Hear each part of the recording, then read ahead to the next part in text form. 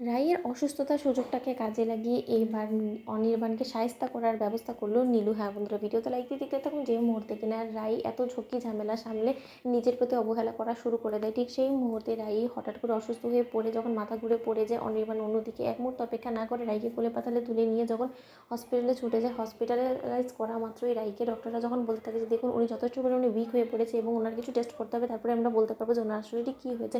অন্যদিকে নীলাঞ্জনের কাছে খবরটা যাওয়া মাত্র নীলাঞ্জনা বলতে থাকে যে একবার শুধু রায় দিদি ভাই তোকে আমি হসপিটালে কেবিনে একা পাই, তারপরে দেখ তোকে আর আমি এই যাত্রায় কোনো মতেই বেঁচে ফিরতে দেবো না, তোকে যেখানেই এই বিছানায় মরতে হবে এবং তোকে মেরে আমি অনির্বাণ দাদাভাইয়ের উপর থেকে আমার প্রতিশোধ নেওয়াটা পূরণ করবো।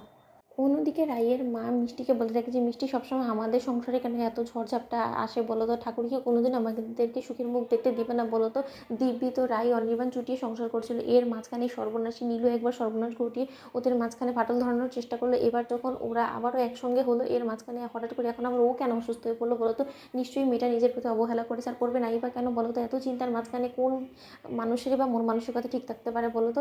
অন্যদিকে ডক্টর যখন সকল রকমের টেস্ট করতে থাকে, ঠিক সেই মুহূর্তে এই রাই অচরে কাঁদতে থাকে হসপিটালে বেডে শুয়ে এবং বলতে থাকে যে অনির্বাণ আমাদের সন্তানটা ঠিক আছে তো, আমার সন্তানের কোনো রকম কোনো ক্ষতি হয়নি তো। অন্যদিকে অনির্বাণ বলতে থাকে যে আচ্ছা রাই, তুমি একটা জিনিস ভেবে দেখেছো, তুমি নিজের প্রতি অবহেলা করতে গিয়ে তুমি তোমার সন্তানটাকে ঝুঁকির মুখে ঠেলে দিয়েছো। তোমার সন্তানটা এই পৃথিবীতে আসবে বলে আমরা সকলে কতটা এক্সাইটেড, কিন্তু তুমি আমাদের এক্সাইটমেন্টে কোনো তর্কই করনি। তুমি রীতিমতো তোমার মেজো বোনের জন্য এতটাই চিন্তিত হয়ে পড়েছো যে তুমি আমার সন্তানের প্রতি এতটা অবহেলা করে ফেলেছো, যার ফলে কিনা এখন ওর শাস্তি পেতে হচ্ছে। ও কি এই শাস্তির আদৌ ভাগিদার ছিল বলো তো? তাহলে তুমি কেন ওর প্রতি এতটা অবহেলা করছো বলো তো? তুমি কি কোনো মতেই ওকে চাও না এই পৃথিবীতে ও আসুক সুস্থ সবলভাবে? অন্যদিকে রাই বলতে থাকে যে দোহাই তোমার অনির্বাণ, তুমি প্লিজ আমাকে আর বকুনি দিও না। আমি বুঝতে পারছি যে আমার ভুল হয়ে গিয়েছে, আমার এই সব কিছুর মাঝখানে আমার মাথা থেকে বেরিয়ে গিয়েছে যে আমি অন্তঃসত্ত্বা, এবং আমার ওর কথা ভেবে হলো আমার নাওয়া খাওয়াটা একটু ঠিকঠাক করে রাখা উচিত ছিল, আমারই আসলে ভুল। অন্যদিকে রাইয়ের দাদাভাই বলতে থাকে যে আচ্ছা রাই, তুই নিজের প্রতি অবহেলা করতে গিয়ে তুই নিজের তো ক্ষতি করেছিস, সাথে করে তোর সন্তানেরও কতটা ক্ষতি করেছিস তুই একবার ভেবে দেখেছিস? এবার অন্তত নিজের কথা ভাবতে শিখ, এবার একটু স্বার্থপর হতে শিখ।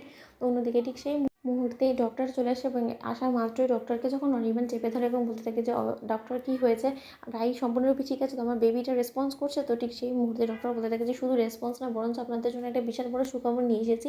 আপনারা হয়তো বা এক্সপেক্ট করছেন যে রায়পূর্ণা নিজের প্রতি অবহেলা করেছি বিধেই আপনার সন্তানের কোনো ক্ষতি হয়েছে, আসলে সেটা নয়। সম্পূর্ণরূপে একটা ভিন্ন খবর নিয়ে আমি আজকে হাজির হয়েছি। আজকের খবরটা এমন যেটা কিনা আপনারা সকলে কোনো দিন হয়তো বা কল্পনাও করেননি। আপনি মিস্টার অনির্বাণ সেন একটা নয় বরঞ্চ যমজ সন্তানের বাবা হতে চলেছেন। Congratulations mister Anirban Sen. একথা শোনা মাত্র অনির্বাণ বলতে থাকে যে ডক্টর আপনার মাথা খারাপ হয়ে গেছে, কী সব ভুলভাল বকা শুরু করে দিয়েছেন বলুন তো, আপনি ঠিক বলছেন তো? আমি কোনো মতে নিজের কানকে বিশ্বাস করাতে পারছি না। রাই তুমি শুনেছো? অন্যদিকে রাই বলতে থাকে এক্সাইটেড হয়ে যে ডক্টর আপনি কী বলছেন বলুন তো। তো বন্ধুরা, ভিডিওটি ভালো লাগলে লাইক এবং সাবস্ক্রাইব